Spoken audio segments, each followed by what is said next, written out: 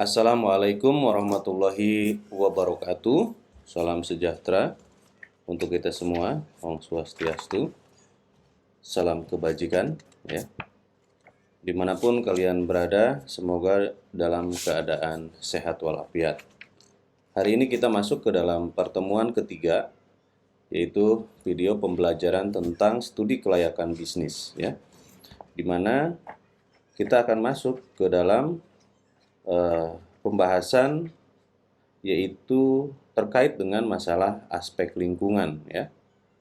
Setelah kita kemarin berbicara mengenai aspek hukum, di mana nanti teman-teman harus mempersiapkan, ya, bahan-bahan pertanyaan, kemudian survei dan lain sebagainya yang kaitannya dengan masalah hukum, ya. Diantaranya adalah mungkin perlunya melakukan wawancara bagi praktisi hukum, masyarakat setempat, kemudian bagian hukum dari pemerintah setempat, dan berbagai pihak lainnya seperti kepala desa, lurah, dan lain sebagainya, kaitannya dengan masalah kelengkapan data dari sisi legal aspek, ya.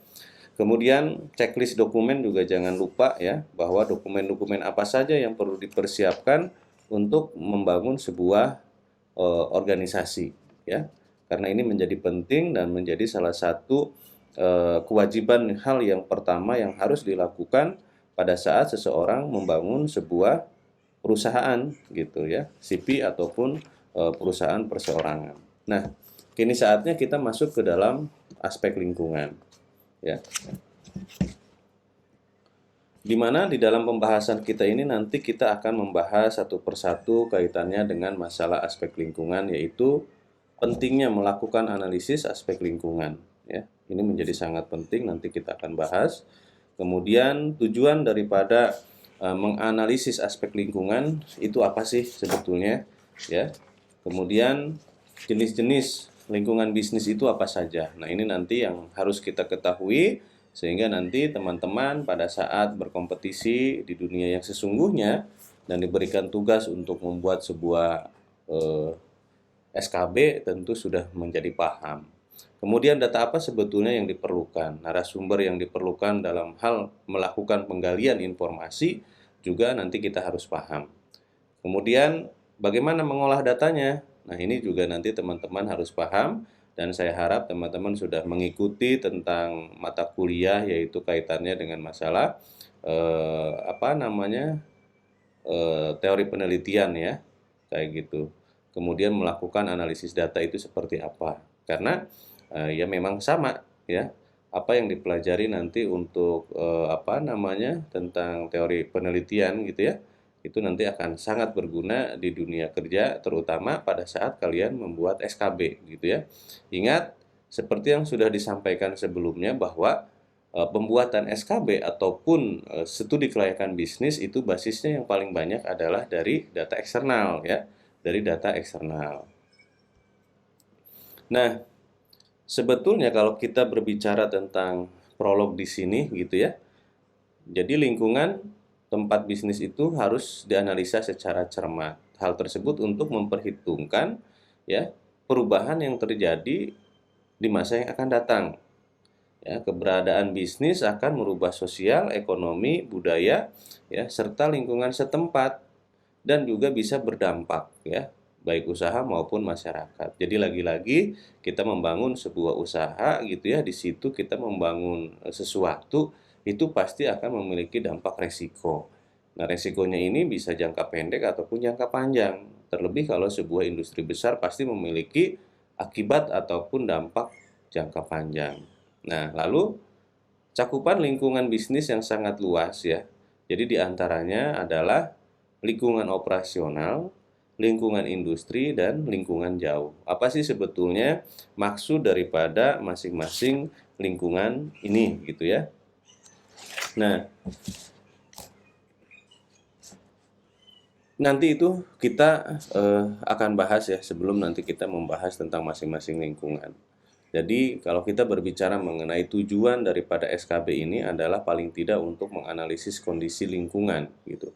Kemudian yang kedua adalah menganalisis kondisi lingkungan industri, ya, antara pesaing antar perusahaan, ya, kekuatan pemasok, pembeli, serta sarana substitusi dan hambatan masuk, seperti itu. Kemudian menganalisis kondisi lingkungan jauh ya, yang terdiri dari apa sih? S itu ya, politik, ekonomi, sosial, teknologi dan budaya. Bahkan di sini disebutkan ada global gitu. Kemudian menganalisa dampak positif ya, maupun dampak negatif terhadap lingkungan ya, baik itu lingkungan operasional, lingkungan industri maupun lingkungan jauh. Karena ingat, kalau kita berbicara dampak, kalau kita berbicara resiko, tentu memiliki dua ya. Ada yang disebut dengan resiko baik dan resiko tidak baik, ataupun dampak negatif maupun dampak positif, seperti itu. Nah, berikutnya bagaimana kita nanti menganalisa dampak negatif bisnis terhadap lingkungan ya, baik ya, link operasional, industri maupun lingkungan jauh. Itu pun nanti kita akan bahas ya. Itu pun harus bisa dipertimbangkan pada saat nanti teman-teman membuat sebuah SKB seperti itu. Nah, kalau kita mengacu kepada Pearce dan Robinson 2007 bahwa yang disebut dengan lingkungan jauh itu diantaranya adalah ekonomi ya, lingkungan ekonomi seperti itu. Kalau kita memulai dari lingkungan operasional nih, yang internal dulu itu adalah sebuah internal perusahaan, di mana di sana terdiri dari pesaing, pemasok, pelanggan, kreditor, dan pegawai. Jadi ini yang disebut dengan lingkungan operasional ataupun lingkungan perusahaan. Nah, kalau lingkungan industri yaitu persaingan antar perusahaan, ya, kekuatan antar pemasok, kemudian kekuatan pembeli, barang substitusi, dan hambatan masuk, ya, seperti itu. Nah, kalau kita berbicara mengenai hambatan masuk di sini, ya,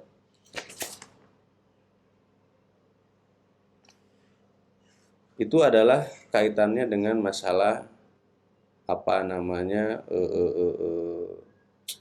drivable-nya ya. Jadi supply chain-nya nanti apakah itu nanti memiliki hambatan atau tidak, yaitu tentu harus bisa dianalisa. Lalu bagaimana dengan lingkungan jauh ya?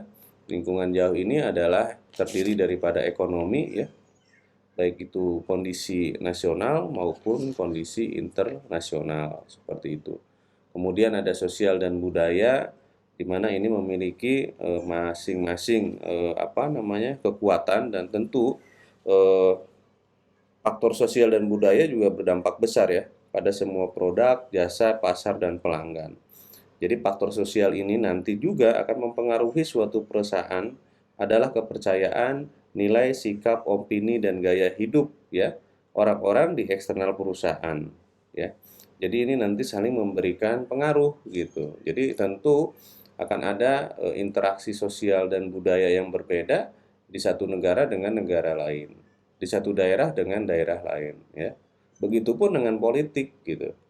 Tentu masing-masing memiliki karakteristik ya, dan hal-hal yang harus dipatuhi di dalam perjalanannya nanti.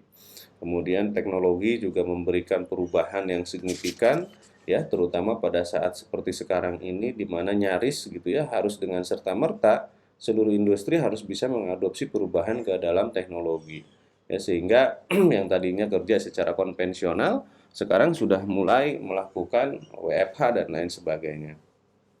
Kemudian ada juga yang disebut dengan ekologi.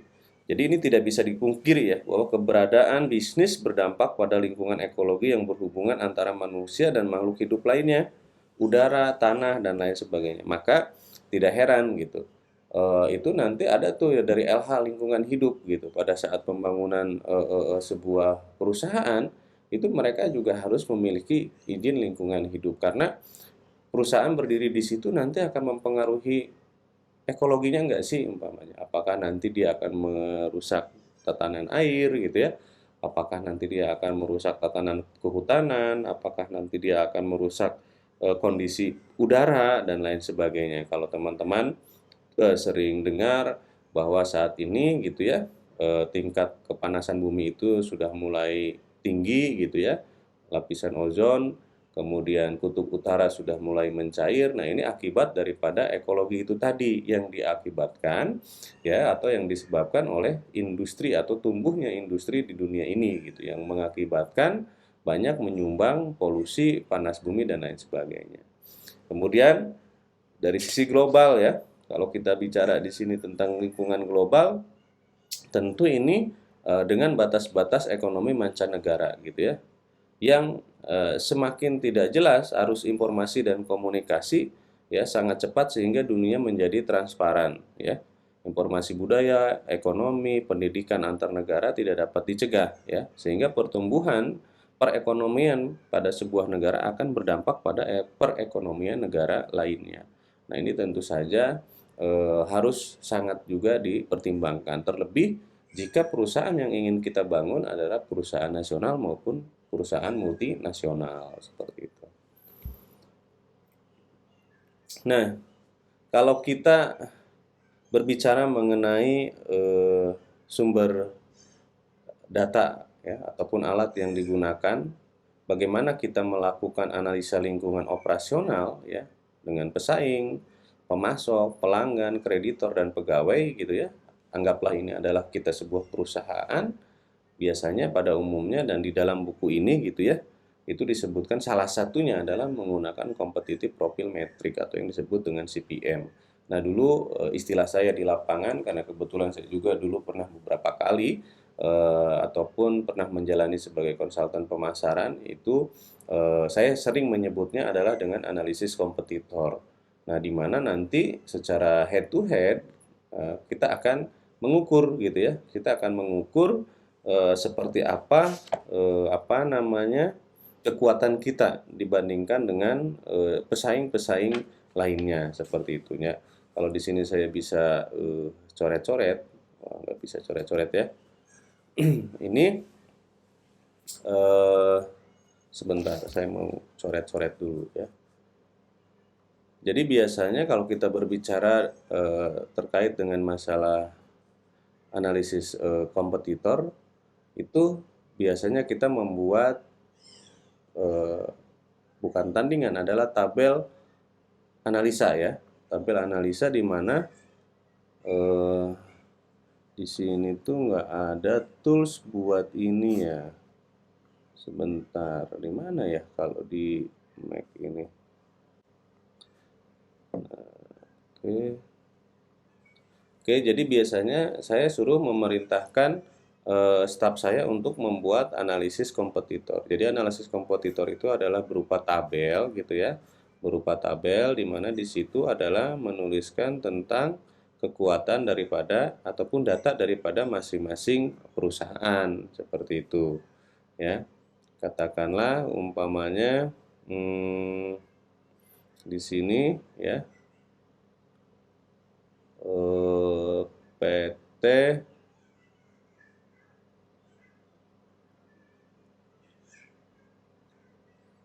sini PT pegawainya begini ya, kita buat begini dulu nih, nomor 1, 2, 3 dan seterusnya. Ini umpamanya katakanlah di sini PT gitu ya, A, PT B gitu ya, PT C dan seterusnya gitu. Nah, kemudian di sini umpamanya apa nih? Contoh umpamanya pegawai gitu ya. Kemudian setelah pegawai di sini ada spesialisnya berapa banyak. Kemudian dia produknya berapa sih variannya gitu kan. Kemudian habis itu fiturnya umpamanya gitu ya, fiturnya gitu. Ya, dan sebagainya dan sebagainya. Nah, ini silakan apa yang mau diukur. Nah, umpamanya PTA nih, ya, PTA itu nanti pegawainya, oh dia umpamanya katakanlah ada 10, spesialisnya sebenarnya ada 1 fiturnya, tapi ini lumayan banyak, umpamanya katakanlah 8 ya, dan lain sebagainya. Umpamanya oh yang ini 8, yang ini spesialisnya ada 5 dan lain sebagainya. Nah, nanti sehingga hasil akhirnya di sini akan ketahuan mana-mana perusahaan nanti yang memiliki kelebihan daripada masing-masing kekuatan perusahaan tersebut. Nah, ini nanti nih, ini biasanya dilakukan oleh siapa? Oleh intelijen marketing nih, oleh intelijen marketing nih yang begini-begini tuh, ya. Ini untuk mengukur kekuatan mandiri ya, untuk kekuatan perusahaannya seperti itu. Oke, Kita lanjut. Nah, setelah kita melakukan competitive metric yang tadi itu ya, ataupun analisis kompetitor, maka berikutnya kita harus tahu juga lingkungan industri yang sudah tadi kita singgung di awal. Bahwa ya, lingkungan industri itu terdiri dari persaingan antar perusahaan, kekuatan pemasok, kekuatan pembeli, barang substitusi, dan hambatan masuk. Nah, seperti itu ya. Lalu intensitas persaingan antar perusahaan itu apa aja sih gitu kan ya? Itu diantaranya adalah hadirnya pendatang baru. Kemudian kekuatan posisi pembeli. Nah, ini makanya nanti harus dilakukan analisis positioning terhadap market gitu ya. Kemudian ancaman produk pengganti ya. Dan selebihnya adalah kekuatan posisi pemasok. Nah, ini menjadi kekuatan persaingan ya, di mana harus bisa digambarkan sehingga nanti paling tidak memiliki gambaran langkah-langkah apa yang harus dilakukan, seperti itu.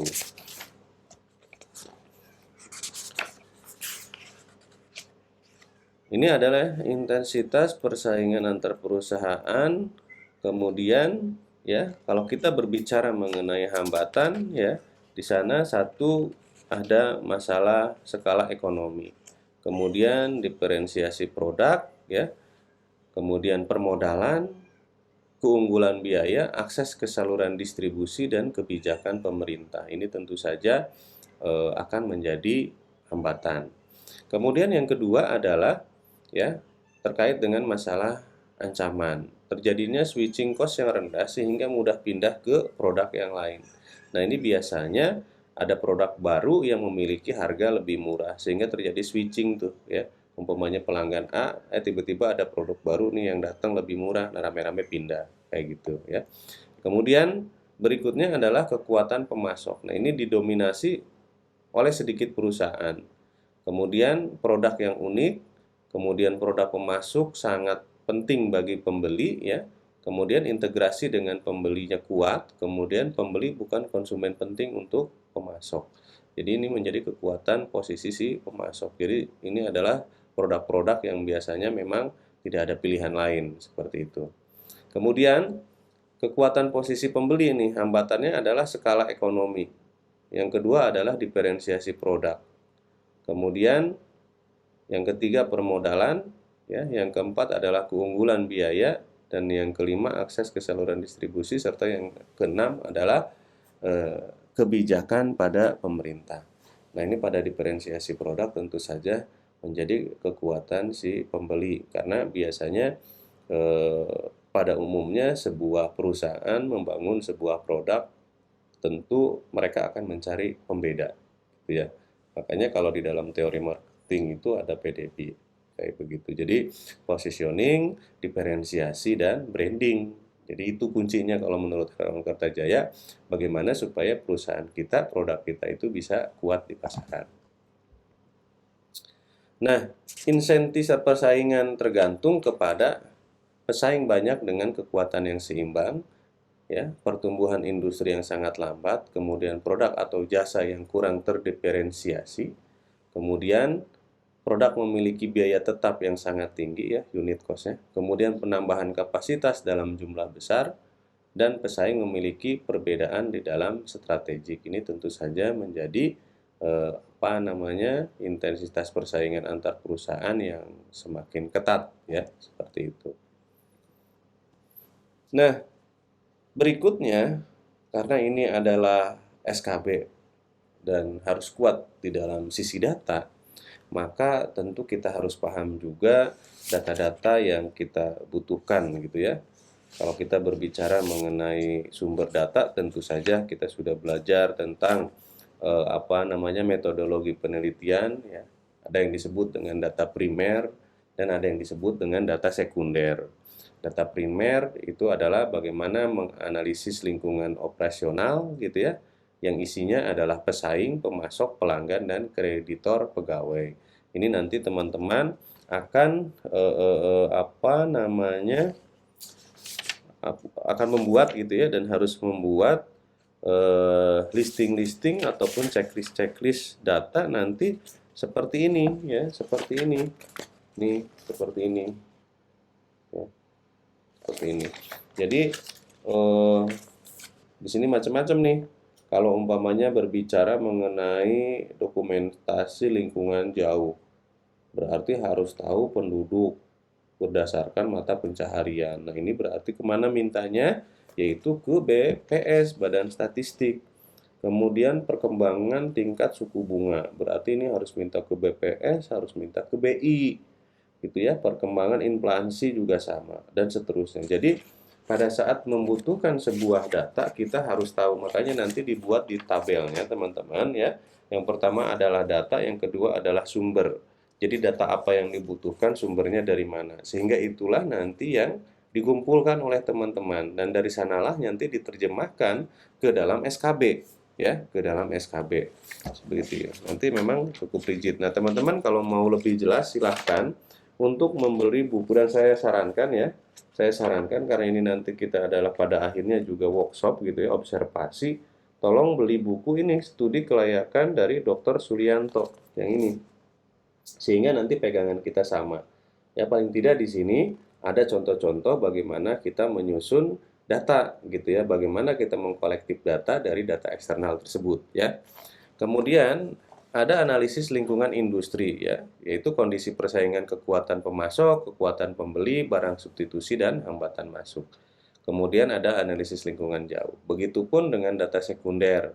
Ada analisis lingkungan, yaitu apa? Sama seperti tadi isinya gitu ya. Kemudian ada analisis lingkungan jauh juga kurang lebih sama. Ada lingkungan ekonomi, sosial, politik, budaya, teknologi, ekologi, dan global.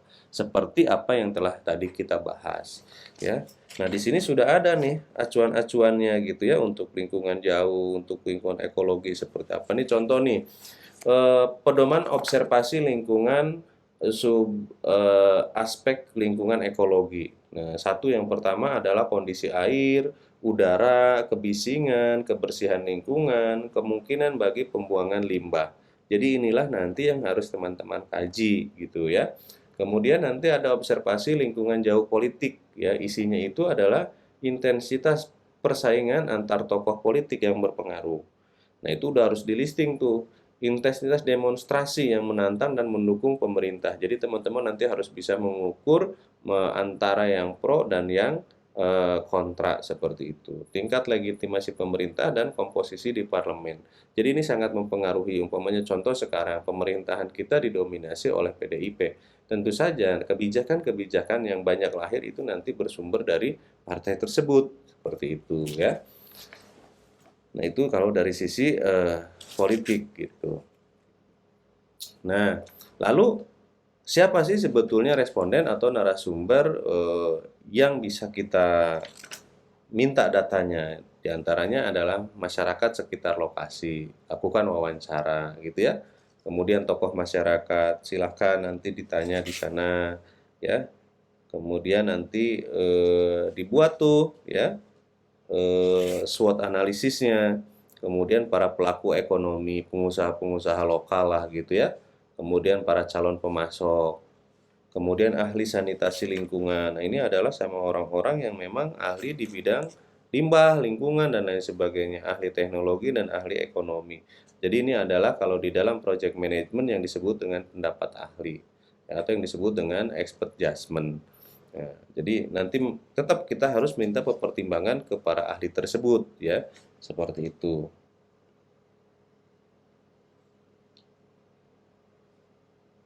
Nah, di sini sudah ada nih ya, contoh-contoh analisis kesesuaian aspek lingkungan ya.